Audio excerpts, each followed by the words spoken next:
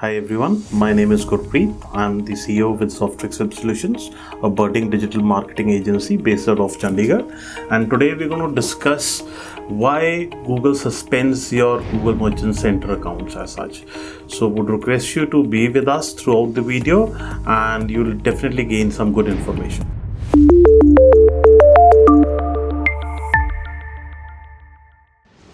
So why Google suspends your merchant center and what you can do to avoid the suspension as such.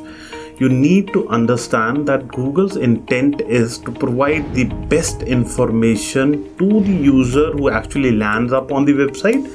This information could be in terms of product features, pricing, and a lot of description about the product itself.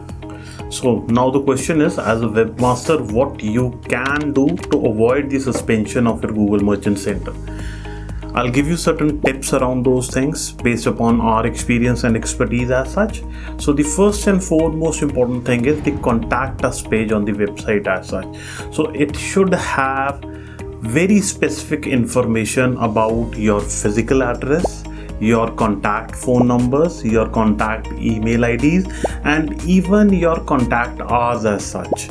Google would penalize you if you do not share very transparent information. Second important page is setting up your legal pages with clear policy information. So pages like shipping pages, return and refunds page, terms and condition pages, privacy policy pages as such. So you also need to make sure that all your legal pages are on the footer of the website on all the pages as such.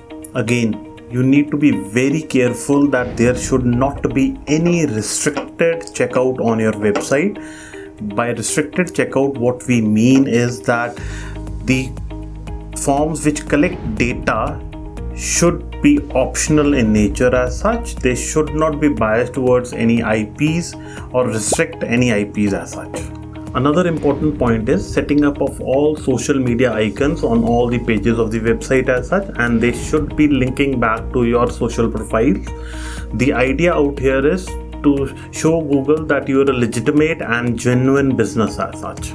You also need to be careful that there should not be any inconsistency between prices on the product pages and the checkout pages. Google would consider it as fooling the customer. You need to clearly mention on the website the payment methods accepted by you, and all the logos of those payment methods should be very clearly visible on the website for the user. Again, do not put any logos on the website for the payment methods which you do not accept. Google would actually penalize you for that. The reasons we have shared are just the primary reasons for your Google Merchant Center being suspended. In case you have any further issues or queries, please feel free to reach out to us at our website softrix.com. We really appreciate you guys coming onto the videos and watching them and gaining some information as such. A humble request that you should also like and subscribe the channel so that whenever we come up with a new video or new information as such, you get notified.